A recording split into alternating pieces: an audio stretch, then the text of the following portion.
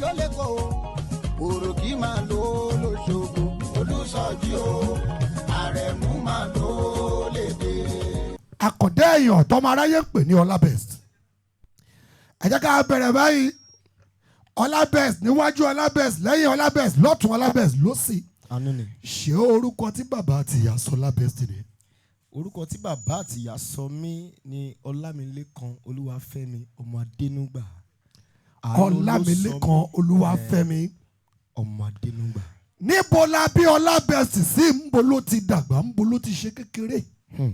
ìlú Èkó ní Kọ̀tún gangan la bí mi sí. irọ́ ni o. bẹ́ẹ̀ni. ṣe sáyidé Abẹ́rànjẹ Òkèrúbè. exactly. wọ́n bí ní Abẹ́rànjẹ Òkèrúbè. àdúgbò tá à ń gbé òdì támínì ògo àṣírí. síẹ́lì lọ́nà Jẹ̀gùn yẹn gangan. kábíyèsí rẹ Ọlọ́run ọba. ìràwọ̀ òwúrọ̀. ẹ o. sáìdì àwọn gbàfídà ni yóò tẹ pa sádùúgbò yẹn ni. òun la ṣe ń sọ pé nínú òkùnkùn dúdú lẹ̀kọ́ funfun ti ń jáde. kí ni àwọn iléèwé tí Olabest lọ? Queen Mary's College ni mo lọ. níbo ló wà? Ìjẹ̀gùn yẹn náà ló wà. ẹ̀yin tẹ́ ẹ mọ skul yẹn o ọ̀la ọjọ́ yẹn máa rè o. secondary school wo la lọ? Queen Mary's College náà ni. ó pé ni. àbẹ̀wẹ̀ sọ pé ẹ tún ní yunifásitì ládùúgbò yẹn. ṣé ẹ̀yin fẹ́ gbọ́ báyìí o fẹ́ gbọ́ o. bóyá Ìjẹ̀gùn yunifásitì ló fẹ́ sọ báyìí. Ìjẹ̀bú-Òde ló wà ní Ìjàgùn Tai Solarin University of Education. àwọn ọmọ ọbẹ̀ yẹn máa ẹ jọ ẹ jẹ́ kí microphone ṣẹ́ dáadáa tí ń wọ inú iṣẹ́ yẹn báyìí o àti kẹ́ ẹ bá wọn sọ̀rọ̀ àdídàmú. Tai Solarin kí lóhun tá a kà níléèwé? Computer science ni mo read. Computer science. Computer science ló wá lo computer ẹnu báyìí. bọ́lá ń ṣe ní bóyá máa rí nìyẹn sá. àlè bọ́lá ń jiyàn bó bá ló yá. kábíyèsí. ṣé a fẹ́ lè sọ pé orin kíkọ ògo àmútọ̀run wá ní fún Olabest? bẹ́ẹ̀ ni sá láti ọ̀run ni torí pé bàbá mi choir master ni ní church wa church grandpa wa. lọ́nà Ìjẹ̀gùn yẹn náà. bẹ́ẹ̀ ni. kí lórúkọ ṣọ́ọ̀ṣì? Christ Apostolic Redeemed Church. bàbá Adénúgbà ló ní. ó tán bá fídà ò tí ì lè ṣe MC ní sáìdì bẹ̀rẹ̀ rí. so inú orin ló bí mi sí. bàbá mi jẹ́ akọrin nígbà yẹn. àdàpọ̀ jẹ́ ń gbóhùn ara mi dáadáa mú bọ̀. bẹ́ẹ̀ ni nínú akọrin ló bí mi sí wá bí mi sínú orin ni àti ọ̀run wá ni. kábíyèsí Elédùmarè. bẹ́ẹ̀ ni sá. Ọlọ́run mà ní agbára o. ó pọ̀ o. ìyẹn tó bọ̀ sí pé a bí wa sínú akọrin a dẹ̀ ti rí ògo yẹn pé ó dàbí pé iṣẹ́ tí mo máa padà ṣe rèé. o rí pé computer science ò lè jáwó. wọ́n ibà ilé ní í sí wọ́n fi 200,000 lọ ẹ. nǹkan tó ṣẹlẹ̀ wọ́n tún bẹ̀rẹ̀ sí 2 million ní. èèlò ní accessories computer. má bínú o mo mọ̀ sí mò ń lọ o. ó yé mi dáàdi. o wá rí kété o bá di pé o fẹ́ lọ máa di engineer o fẹ́ máa tẹ o fẹ́ máa owó lè má jà mẹ́. ṣé nǹkan tó ti tẹ̀sán mọ́ nìyẹn? irọ́ dáàdi. ó yá. Ọlọ́run ti ń fún mi lórúkọ kí n tó lára pé màá ti ẹ̀ wọ school torí mo ti ń lé kí n wọ school láti 2009 mo ṣe wọ ní 2019. ṣáàjọ 2009 o wá wọlé ní 2019 10 years after abi. yes sir. mo ń bọ̀. so 2019 ni mo ṣe wọlé meanwhile ṣé kí n bẹ̀rẹ̀. bẹ́ẹ̀ a fẹ́ sọ̀rọ̀ ni ohun tó gbọ́ rí orí ètò tó ti máa gbọ́ rí mo ń bọ̀. dáàdi ogun ló lé wa dé Ìjẹ̀bú-Òde ní 2011. kábíyèsí Ọlọ́run bá. ogun yẹn pọ̀ ogun yẹn sọ bàbá mi láti ọlọ́lá ó sọ dẹni tó ní nǹkan kan. kábíyèsí Olúwa. débi pé a ò rẹ́rù kó dé Ìjẹ̀bú-Òde a ò rí nǹkan kan kó dé Ìjẹ̀bú-Òde. bàbá mi ò fẹ́ kó wa lọ ìlú padà torí pé ìlú grandpa wa nìyẹn àti grandma wa. so wọn ò fẹ́ kó wa padà torí Èkó ló bí wa sí nígbà tó dẹ̀ máa bí wa inú ọlá ló bí wa sí. ọmọ tá a bí sẹ́kọ̀ọ́ tó ti ń jáfáfá kọ́ wá ní òkè wọ́n fẹ́ ẹ fẹ́ travel out o ibi tẹ́ ẹ wá travel out lọ́wọ́ yìí o wọ́n kó yín lọ sí. ìgbà tó kọ́kọ́ bàbá mi lẹ́rù ni pé àwọn ọmọ mi á wá lọ máa ṣèdè àwọn ọmọ tí mo bí sínú. kábíyèsí Olúwa. àmọ́ nígbà yẹn náà mo ti ń gbọ́njú so bàbá mi wọ́n pè wá jókòó báyìí pé nǹkan báyìí nǹkan báyìí nǹkan báyìí ni mo dẹ̀ jẹ́ kó yé wọn pé dáàdi ẹ má ṣe ìyọnu àwa máa ṣe kí ni a máa múnú yín dùn. kábíyèsí Olúwa. a máa make yín proud. bóyá àwọn ìlérí tá a ṣe ń gbà yẹn ló ń jẹ́ ká máa tẹpá mọ́ṣẹ́ ká máa tẹ̀síwájú pé ojú ò gbọdọ̀ ti bàbá mi kò gbọdọ̀ ti ìyá mi nǹkan tó mú ọ tó lè ṣe nǹkan tó ṣe fún mi nígbà tí wọ́n ní nǹkan tó ní. àsìkò tó láti jẹun ọmọ nìyẹn láti ìgbà yẹn Ọlọ́run ti ń gbà kó sí. inú abiyamọ dùn.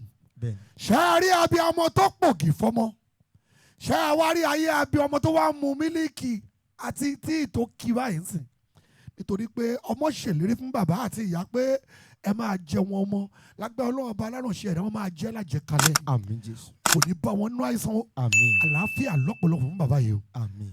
Àmín. ta ló wò sùn lóòótọ́ ọdún kwaya ni àwọn orin tá a máa ń kọ́ ń gbà yẹn comrade pé àwọn Jésù yóò jọba aráyé yẹn yóò style yẹn yàtọ̀ ó tẹ̀lé kíkà ń fọ́lò ó tẹ̀lé àwọn orin bíi méjọ lásìmí ọ̀yà ta ló wò sùn pé eléyìí ó dàbí pé bó ṣe ń jáwó yìí mo fẹ́ jáwó sọ tó lè ní lórí ètò yìí o. Èmi kì í parọ́ torí. Orí ètò yìí náà ibo ti sọ o. Torí mi ò fọ́. Aláyọ̀ sọ tiẹ̀ o. Bẹ́ẹ̀ni. Pasuma sọ tiẹ̀ o.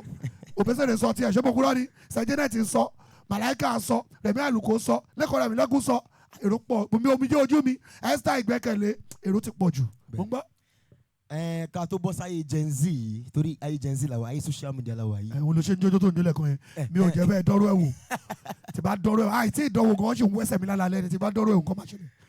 Láyé ká tó dáyé Gen Z yìí bàbá mi àtòríṣe Dáre Melody ṣẹlẹ àwọn méjèèjì yẹn torí ẹ lọ́jọ́ tí máa pàdé wọn mo ti máa lọ sórí òkè wọn ti pẹ́ o máa ń kọrin bẹ́ẹ̀ mi ń pàdé wọn so ọjọ́ tí máa pàdé wọn ó jẹ́ program kan ní Ìjẹ̀bú Òde one big program ló máa ń ṣe but ìgbà yẹn a sì jẹ́ coming wọn Olabest kẹ Ìjẹ̀bú Òde gan ló ti mọ̀ wá Ìjẹ̀bú Òde tó ti mọ̀ wá yẹn gan kò tí ì lọ fà ọkọ̀ mọ̀ wá níjẹ̀bú Òde nìkan àti ìjáde kúrò níjẹ̀bú Òde ó lọ kí bàbá ṣàkí wa dáadáa ó ṣe wọ́n máa dàbí bàbá yìí lọ́jọ́ kan o á dẹ̀ máa pàdé wọ́n á dẹ̀ rí mu wá ní ọmọ rẹ̀ o. kò dẹ̀ dẹ́ mọ̀ lọ́jọ́ yẹn kò kí sá.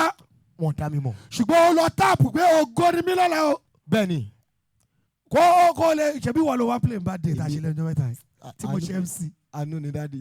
kábíyèsí olúwa ohun Ọlọ́run máa ṣe ohun tọ́lọ́run bá ló máa ṣẹlẹ̀ ló máa ṣẹlẹ̀. bẹ́ẹ̀ni. nígbà tó máa ṣe bad day lẹ́nu mẹ́ta yìí sí àtúnṣe ẹ̀ pé the best guest artist tó lè mú inú àwọn yọ̀dù is Olabest. bẹ́ẹ̀ni. mo ń gbọ́ o. so mo máa sọ fún àwọn upcoming ẹni tẹ́ ẹ bá nígbàgbọ́ nu tí ò bá gbé kọ́ yín tí ò dá yín lọ àbí tí ò rí yín ẹ má lose hope ẹ má sọ̀rọ̀ ètí nù. kábíyèsí ẹ ṣáà máa nígbà nǹkan tó mú ẹ tó ti sọ pé nìyí mo fẹ́ jọ má jẹ́ kí nǹkan kan discourage ẹ. so lẹ́yìn ìgbà tá a wá bọ́ sí Gen Z tá a bọ́ sí tiwa yìí àwọn méjì kan wà tí mi lè fọ̀rọ̀ wọn ṣeré láyé àwọn bàbá wa màmá mú Aláyọ̀ I love Aláyọ̀ so much daddy I celebrate you I love you so much. Aláyọ̀ singer lẹ́gẹ́lẹ́gẹ́ olórin wọ́n pọ̀ bẹ́ẹ̀ yẹn tá a ti wọ́n lọ́wọ́ àkọ́déyọ̀ ni àtọ̀dárílì wà ní ọmọ ńlá Olúwayọ̀mí fẹ́ nìyẹn mo ń gbọ́. oh my God ẹ má jẹun oh my God. so nígbà tá a bọ́ sí Gen Z àwọn méjì kan wà tí mi ò lè fọ̀rọ̀ wọn ṣeré òun ni Bídèmí Ọláọba àti Aláṣeyọrí ṣẹ́nà àwọn méjèèjì yìí nígbà tí mi bẹ̀rẹ̀ sí ń kọrin Ìjẹ̀bú Òde mo fẹ́ bọ́ sórí fúlì mo ṣe máa béèrè yẹn mo ṣe máa fún yín lésì. skoskola ló fi bẹ̀rẹ̀ wọ́n fẹ́ wọnú náà fi mò ń gbọ́. actually mo fi kókó skoskola bẹ̀rẹ̀ ministry mi tẹ́lẹ̀ mo máa ń kọrin wọ́n máa ń àti drama lẹ́yìn mi wọ́n máa ń pè ní opera or pantomime orin tí n bá kọ tí n bá ní èmi mo kọ ẹni tí kò bá ń mọ̀re first orin tí mo kọ́kọ́ kọ nìyẹn. kò lè dúpẹ́ òre kábíyèsí rẹ Ọlọ́run bá ẹni tí kò bá ń mọ̀re. sọ́ọ́rí ara ohun tá à ń sọ rẹ o ẹ ti gbọ́ báyìí lórí ètò yìí for the first time o orin yẹn trend dáadáa ẹ ti kọrin rè. èmi ni mo kọ kábíyèsí Olúwa. so ìgbà yẹn máa àti drama àwa ògbàgbọ́ nù ká lọ rìkọ́dù orin gbà yẹn àgbàgbọ́ nù ká máa lọ from church to church ká máa minister kẹ́mi Ọlọ́run máa sọ̀ kalẹ̀ so báwa ti máa ń kọrin even kò sógun yé a ṣe rìkọ́dù ní 2017 ni tó láti ń kọ́ tipẹ́ kábíyèsí láti bí ọdún méjìlá ti ń kọ́ ká tó bá lọ rìkọ́dù so àgbàgbọ́ nù ẹ̀ àwa ọ̀dẹ̀ mind akọ̀dédé gbọ́ pé wọ́n kọ́ kiri Ọlọ́run ti gbàkóso náà nìyẹn àwọn èèyàn tó ń fi owó ra promotion tó ọ̀dẹ̀ nítorí ẹ̀ gbọ́ orin tó ń kọ so nígbà yẹn báyé bẹ̀rẹ̀ nìyẹn so bàtó yá tí mo wá bẹ̀rẹ̀ sí ń bọ́ sí praises mo máa ń lo the Bible says torí máa ń fẹ́ kí n máa lo ọ̀rọ̀ Ọlọ́run ìgbà tí mo pàdé Bídèmí Ọláọba nǹkan kan náà ta ni bàbá yìí ta lẹ̀gbọ́n yìí kábíyèsí Ọlọ́run mo fẹ́ mọ̀ ọjọ́ yẹn mo lọ sí camp mo rí pé ta ló mínísítà tó ń da gbogbo ẹlẹ àwọn akọrin bí mo ṣe torí mi náà mo like àwọn orin ìgbàanì àwọn orin darling Jesus láwọn orin ayé ìgbà yẹn tá a fi bẹ̀rẹ̀ kọrin star àwọn orin ayé ìgbà yẹn tó ti pẹ́ gan mo máa ń like lẹ́yìn Jésù kò sẹ́nìkan o gbogbo orin yẹn mo máa ń like máa kọ́ mo máa ń tó ṣé ló wá dàbí pé mò ń wòra mi báyìí tí mò ń kọrin mo ní bàbá yìí mi ní filẹ̀ o nígbà tí màá mú Aláṣeyọrí oh my God love of my life.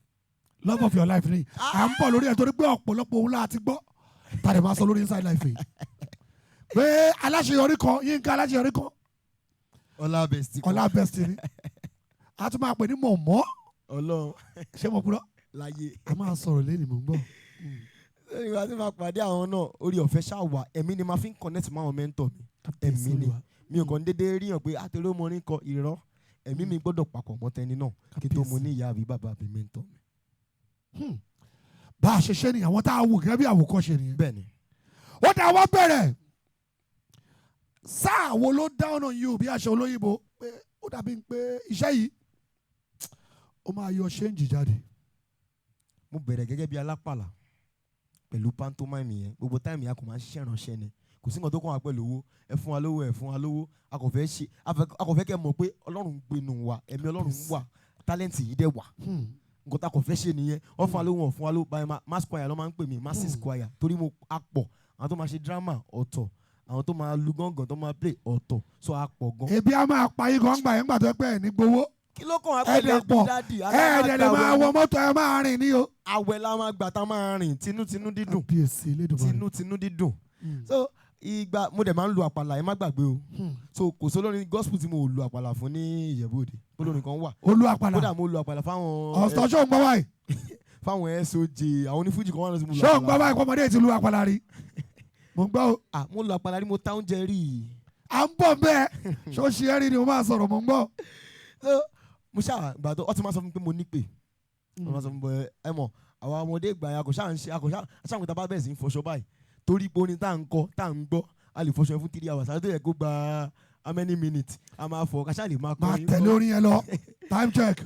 ó ṣàdé ọjọ́ kan wọ́n pe guest artist kan sí church wọ́n máa ń pè mí as guest drummer ni torí Ọlọ́run fún mi lórí ọ̀fẹ́ mo mọ̀ lúlù gan. okay. so bọ́yẹ̀ pé wá pé ká wá lùlù guest artist yẹn wá pẹ́ dé ó dàbójú òru ọlọ́jọ́ yẹn ni níbi dáàdi yẹn bá ní ọláṣẹ́bó kọrin nítorí redeem là ń lọ níjẹ̀bú-Òde mo dẹ̀ jẹ́ kan náà àwọn kwaya gbòógì tó ń lu gángan bẹ̀ tó dẹ̀ pé a máa ń ṣe program lọ́sọ̀ọ̀sẹ̀ mo máa ń kọrin àṣẹ́bó kọrin ní Mercy Hour ní last time pé wá bá wa kọrin kí guest artist wa fi ṣe kí ni kò fi dé bàtú ṣe bá ṣe máa ń ṣe nínú church tiwa nìyẹn ohun tá a dẹ̀ dálẹ̀ torí ọ̀fẹ́ dẹ̀ sọ̀rọ̀ everywhere gbaná jẹ ẹ̀mí mímọ́ sọ̀kalẹ̀. tí guest artist kọ́ adé gan ó lè máa lànà bí tiẹ̀. dadi ó dàbí fíìmù ni nígbà tí wọ́n máa pè mí pásítọ̀ yẹn pè mí síwájú ta pásítọ̀ David mi ò lè gbàgbé wọ́n pè mí síwájú ta redeem ni wọ́n gbàdúrà fún mi wọ́n á ní láti èní ń lọ you will be best of all Olas.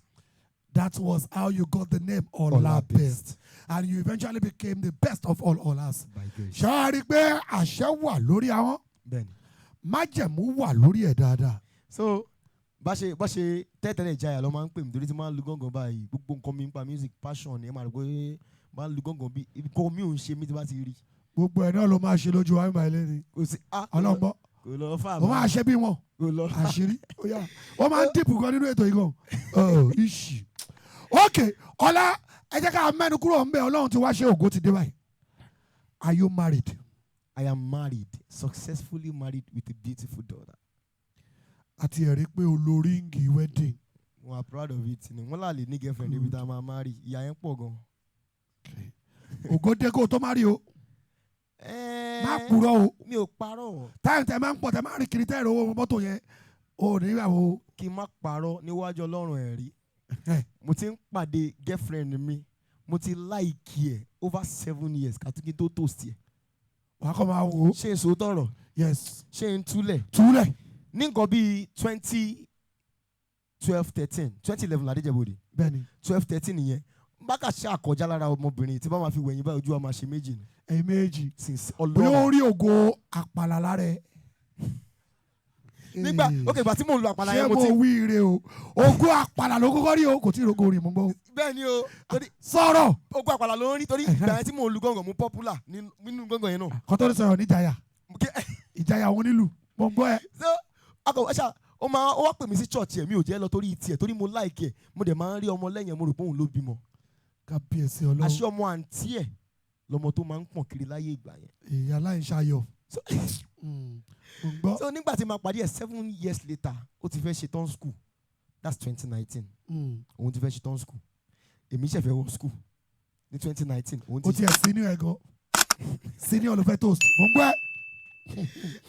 Ó ṣàwọ̀ sílé bó ṣe máa ń wálé ń bá ẹni iṣẹ́ máa ń like post mi fún 7 years yẹn náà like post máa ń wé kí ló ń ṣe gẹ́ ọ̀kì kí ló ń wá kiri kí ni ó ti marry ó ti bímọ náà. ọjọ́ tí mo ọ̀ṣà àǹtí ẹ̀ wá pè mí church yẹn ló máa kọ́ sanwó tó tóbi jù fún mi ní Ìjẹ̀bú-Òde wọ́n pè mí as guest artist ní 2019 yẹn èló lówó náà 40,000. ó gba 40,000 ní ọdún yẹn lọ́hùn owó gidi owó tí ó tó ẹnikẹ́ni níwájú àwọn àjìkẹ́ mò ń gbé ẹ. so wọ́n fún mi 4,000 on Friday pẹ̀lú I think 40,000 on Sunday too but the point is wọ́n pè mí wọ́n ti ń pè mí lọ church yẹn tipẹ́tipẹ́ mi ò lọ àǹtí yẹn wá pè mí pé n gbọ́dọ̀ wá o pàtí mi náà pé ọjọ́ mi ìgbà 40k rí pè mí lọ 40,000 èmi. wà á kọ́ lọ raṣọ. kí lẹ́ ń sọ yìí. o fẹ́ bínú lọ ṣọ́ọ̀ṣì yẹn ni. wo àwọn báńdì mi àti tí ó ti lọ tẹ́lẹ̀ àti gbogbo. àwọn kíto ayé kan tó bad kíto wèrè wà wá wọ́ sí Colour Riot fẹ́ bá ṣọ́ọ̀ṣì. irọ́ mo máa kọ́ ṣe láti kékeré Colour Riot. ṣé o bá kọ́ ṣe lóòótọ́. lára dáàdì mi ṣàkókò. dáàdì ṣàkókò. táyé lórí eléjì rẹ̀ ibà ẹ̀ o. ìyá ṣùgbọ́n bàtọ̀ déjẹ̀ fún wọn tètè jáde o wọ́n máa jókòó. lókì. wọ́n á wà lókì torí pé city to village wàhálà ni o gidi. bọ́ọ̀ èpè mí nìyẹn ń bá débẹ̀. sẹ́rí àwọn kan mímọ̀ tẹ́ pé ọkàn wa máa ní ká sọ téèyàn ò bá sọ èèyàn lè máa rí nǹkan tó yẹ kó rí. kábíyèsí olúwa. bá ṣe jókòó wọ́n ti dáná fún mi torí ìgbà náà mo ti ń blow bọ́ ní packaging ní steez àmọ́ nǹkan tó ń gbé guest akọ̀mọ́rin kọ́ ni kò sí composure kò sí kankan tó bá yẹ pè mí lọ́nà ti dáná. owó máa wà náà tó wà sọ́gbà ìpè tó wà ní ọ̀pọ̀ ọmọ àdúgbò wà ní ògo Ìjẹ̀bú-Òde kò sọ wọn náà anywhere. níbo ọmọ ọjà yà wọn ń dá mi dúró gbogbo ọlọ́dẹ ló dá mi mọ̀. gbogbo wàhálà yẹn kẹ kò tí ì dé tó gètè kò mọ̀ ń gbọ́. ibi tá à ń lọ gọ́gọ́ nìyẹn. inside life gọ́gọ́ nìyẹn. inside life nínú ayé. tó wáyé débẹ̀ mo bá sọ fún àǹtí yẹn tó pè mí pé àǹtí mi ó dẹ̀ lọ́mọ kan tí mo láì jọ́ọ̀chì yìí bọ̀ ó dùn mí gan kú tí ó tún pọ̀ ọmọ yẹn lọ́jọ́ yẹn o. má ṣe o. ó tún pọ̀ ọmọ yẹn o. ó kọ̀ lè láìkí ọmọ. ọmọ àǹtí ẹ̀ níṣẹ́ torí pé àǹtí ẹ̀ máa ń bísí lọ ṣe máa ń gbọ́mọ fún.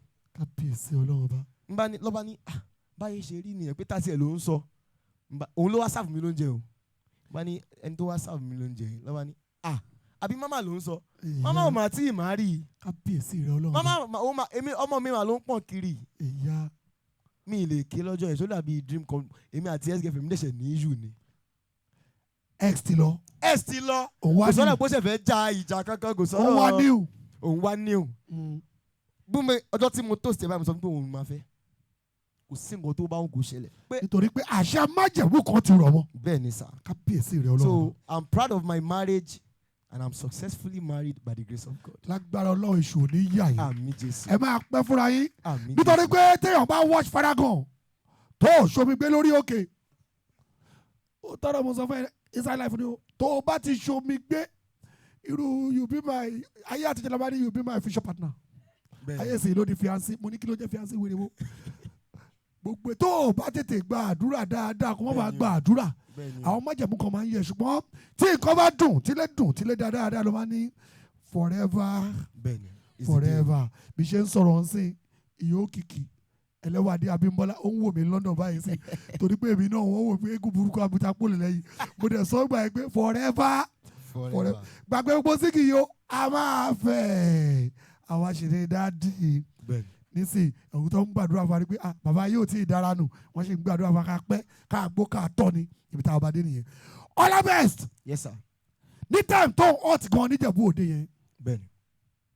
àwọn obìnrin máa dùn ẹ́ gan. ọ̀pọ̀ wọ́n dùn mí gan sa. ṣó o lè rántí first kiss yẹn láyé mbẹ. níjẹ̀bú òde. àbẹ́kọ̀ ló ti bẹ̀ sí kiss. ẹ jẹ́ ó sọ̀rọ̀ inside life láwà ẹ jẹ́ ó sọ̀rọ̀ àbábẹ́rẹ́ ọjà ló ti bẹ̀rẹ̀ Òkèrúbè. first kiss ibo ló ti ṣẹlẹ̀ ṣó o ní ìrònú rántí orúkọ ọmọ náà.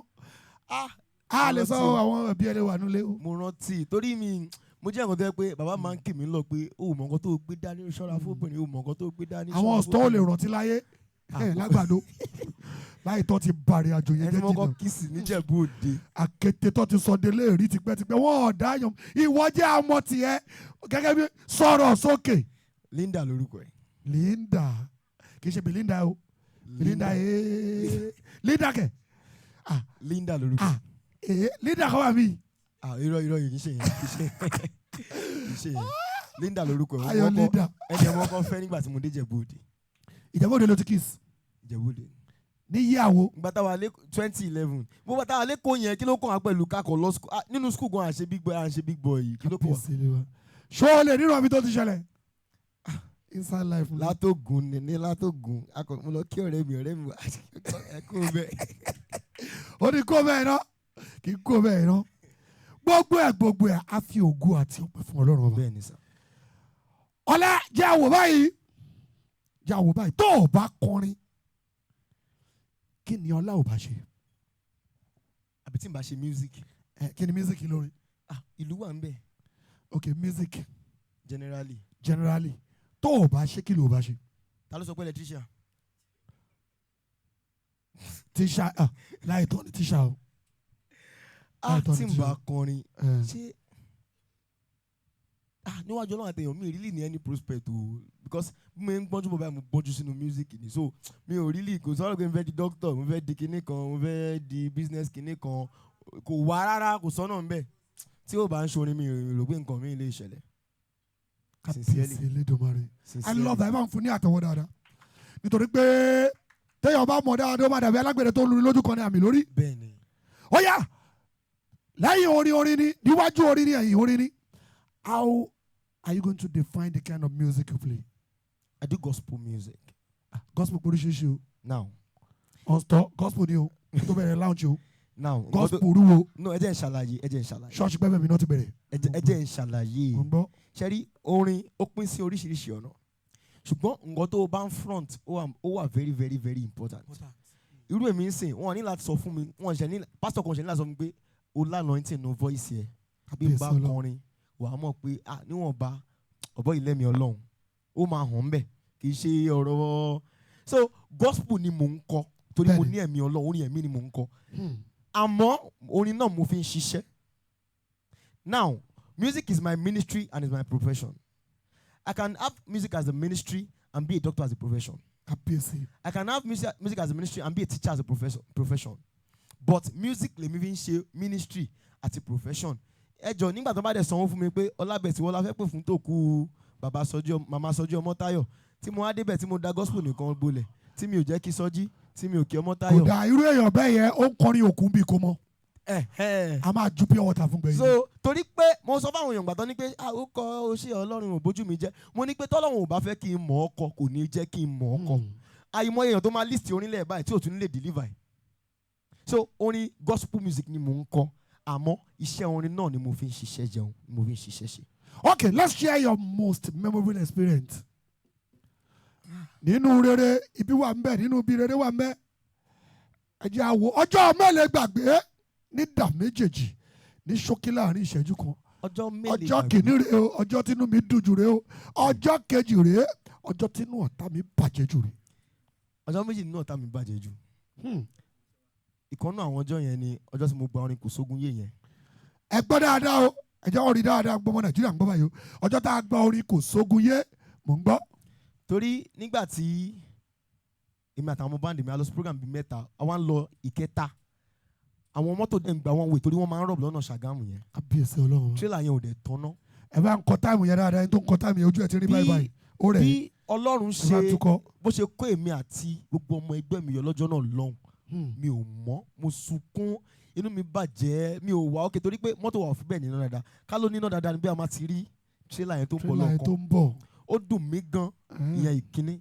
Ẹlẹ́ẹ̀kejì mo ti ń ṣe kwaya ní church mi mo ti ń kọrin dáadáa ń Jẹ̀bú Òde ní Ògùn province 13 wọ́n dẹ̀ máa ń ṣe kọ́nsáàtì kan inú Ògùn province 2 ní 13 yẹn ti jáde.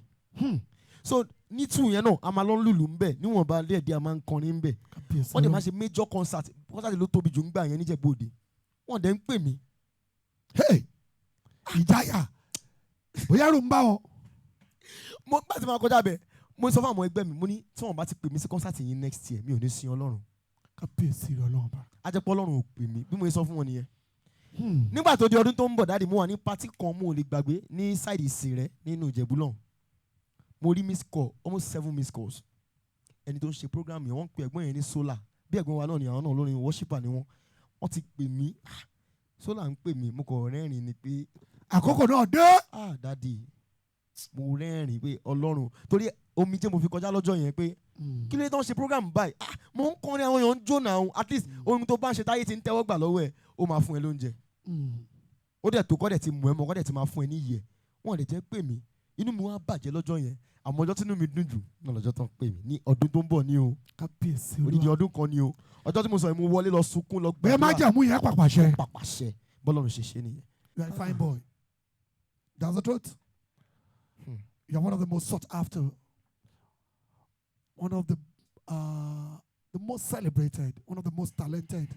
Tó bá wọ bẹ́ẹ̀ mi ẹ̀ ṣe wow irú ọmọ mi kan sìn ó crush títí débi pé àjálẹ̀ lé kò sí owó mọ́tò lọ́wọ́ ẹ̀ má tó lọ láàárọ̀ yìí bó ṣe rí owó mọ́tò dé studio yìí mi mọ́ ó dẹ̀ ní ìrọ̀lẹ́ ni mo fẹ́ rí Olabest ni o èyí ọkọ náà wà nù wa ìyẹn wà nù lé olówó ó ní ara wò yá pé owó mi dáadáa o dáàdi mi dáadáa o ṣùgbọ́n lẹ́ni ọmọ tá a sọ yìí ó fàdà ẹ̀ nínú studio ìyẹn ẹ̀gọ́ wà bí. àánú ni. àánú ni. Have you ever been sexually harassed? The one I remember was when even ọ̀rọ̀ tí mo fẹ́ sọ yìí bàbá mi ò mọ̀ sí o. àwọn sọ̀rọ̀ ẹ̀ lé. ìyá mi ò mọ̀ sí. ọjọ́ tí ọ̀rẹ́ àti mi ṣàdé tó kì mí mọ́lẹ̀ mi lè sọ fáwọn ọmọ mi. bọ̀dún náà ó ti pẹ́ gan-an mo sì kéré àwọn ọmọ rántí wọ́n kàn pè mí sínú ilé ni wọ́n náà fẹ́ fún mi ní tì. irú tí ìwọ Nescafe ni. mi ò ní sọ bí tó ti ṣẹlẹ̀ tó ti bá sọ bí tó ti ṣẹlẹ̀ wọ́n máa rántí ẹni tó ṣe. láìtọ́ rẹ́rìn ó ti ṣe rí. wọ́n máa rántí pé ẹni yìí ló máa ṣe mi ò ní sọ bí tó ti ṣe àmọ́ ó ti pẹ́ gan. ó dẹ̀ mutí. àmú mutí o. ẹ bá fún ní àtẹ̀wọ́. ṣẹ́dá ohun tí Inside Life wà fún ni ẹ̀ a máa sọ bó ṣe rí ni a máa sọ bó ṣe rí ni. ọlá ṣó kiri ọjà rí. mo kiri ọjà rí. irú ọjà wo ló tà? àwọn recharge card mo kiri ní. títí ẹ ti posh ó posh ó posh. mo ta oúnjẹ náà rí. irú ọjà wo? alámàlà. òkiri sórí òkiri. a kì í kiri ta a ní ṣọ̀bọ̀ èmi ni máa ń ru bọ̀kọ̀tọ̀ máa forí ru bọ̀kọ̀tọ̀ lọlé padà wà bọ̀kọ̀tọ̀ gbígbóná èmi ni máa rú lọ rúbọ̀. kábíyèsí Ọlọ́run. so oúnjẹ tá a bá dẹ̀ jẹ kù lọ́jọ́ yẹn torí ẹ mọ̀ pé mo ṣẹ̀dí jẹ́bọ̀dé ni ó le gan káàdì mọ́ ọkọ̀ tà lẹ́yìn yẹn mo bọ́ sídìí olóúnjẹ oúnjẹ tá a bá tà kù lálẹ́ ọjọ́ yẹn tí n bá dé sílé wọn ò ní jẹun. kábíyèsí Elédùmarè. ẹ rí i pé Ọlọ́run yìí tóbi gan. bẹ́ẹ̀ni. ọpẹ́ la máa dúró fọlọ́run pé ó ṣeun pàánù rẹ̀ dúró títí láéláé. yes sir. jẹ́ wá wọ̀ báyìí ọlá. yes sir. big boy ni ẹ star ni ẹ tí gbogbo ayé pariwo ṣé kí ni ti ṣe é rí kò kò dédé jáde kó wà nú mọ́tò kí gbẹ̀gbọ́n náà yìí dẹ̀ gbọ́n ẹ no escort nobody tó kọ̀ sáré bọ́lẹ̀ ni wọ́n tó kọ̀ sáré jáwọ́ nílé kọ̀ ẹ jọ ṣé mo lè lo kí ni yín ṣó ṣe é rí.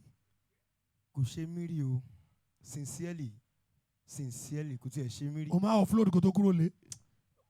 ọlọ́run kọ àkàndá ni mí mi kò tiẹ̀ yé mi ọlọ́run ṣàbà mi ń tò. wàá ṣì dé destination kó tó ṣe é. ọlọ́run. ẹ máa fún látọ̀ olówó adé destination kò tó ṣe. mo dé destination o. sincerely. ó dà ara ẹ̀ la ń lọ yìí ó máa mú olórin mẹ́ta dìde a fẹ́ ṣiṣẹ́ kan. ok sir. ó máa mú olórin mẹ́ta jáde wà á dárúkọ pé olórin kìíní rèé o ó máa ṣe bí wọn bóyá tó bá ń ranjú wà ranjú tó bá ń gbèsè wà gbèsè bó ṣe ń ṣe gan ni o bó ṣe ń rẹ́rìn ló ṣe máa rẹ́rìn o tó o bá ṣe olórin mẹ́ta yẹn tán wà wá bọ́ sí di àpàlà yẹn ọ̀sán mi obìnrin o ẹ wá gbé ṣiṣẹ́ ẹ jẹ́ ń wo ẹ dà sí fúri bóyá ètò ń play ń jẹ́ bóde ló fẹ́ play lẹ́kọ̀ọ́ mi ẹ̀ ràn o ó yá bó olórin mẹ́ta ká gbọ́ kó dárúkọ ẹ̀ ká lọ. wà á dárúkọ kìíní o. bàbá mi ni o alátọ̀ǹda aláyọ̀sìngà mo máa ń sọ níta nílé. àtọ̀dárí ló wà ní ọmọ ńlá nìyẹn olúwayọ̀mí fẹ́. bàbá mi ni I love him so much. èmi ti iná lọ́rùn lẹ́yìn iṣẹ́ ẹ ò lè dá mi dúró. pọ̀pọ̀ ṣàmọ̀ tó wọ̀n jójú. bó ṣe ń ṣe lọ́jọ́ máa ṣe o. mo ti iná lọ́rùn lẹ́yìn iṣẹ́ ẹ ò lè dá mi dúró. ìbẹ̀rù àti ìfòyà sí o fẹ́ni tó bá ti ń sin lọ́rùn. aláyọ̀ mo ti di Síónì ìlú mímọ́ ìlú Ọlọ́run ọba. àti forúkọ tuntun pè mí o èmi ní FC bá. àti wá gbé ilẹ̀ mi níyàwó mo ti wá di ìgbèwú ńlá o. aláyọ̀ àwọn kan gbẹ́kẹ̀lé kẹ̀kẹ́ o àwọn kan gbẹ́kẹ̀lé ẹṣin. bẹ́ẹ̀kẹ̀ wọ́n wólẹ̀ wọ́n ṣubú ṣùgbọ́n àwa dúró ṣinṣin. àìmọye kúta aráyé pa àwa o tọ́lọ́run ọba ò pa wá. Oya ẹjẹ́ ìfẹ́ lẹ́yìn, Bídèmí ló máa ṣe báyìí, Bídèmí, ó máa da everywhere ẹrú, ọlá ọba. Ó ní yín wípé sẹ́, this guy náà, ọlá ọba. Òbí ń tójú tó bá ti da everywhere ẹrú. This guy náà, another one no dey. This guy náà, another one, everybody. Aláṣeyọrí, àṣebáyé, onídúró, onídúró mi.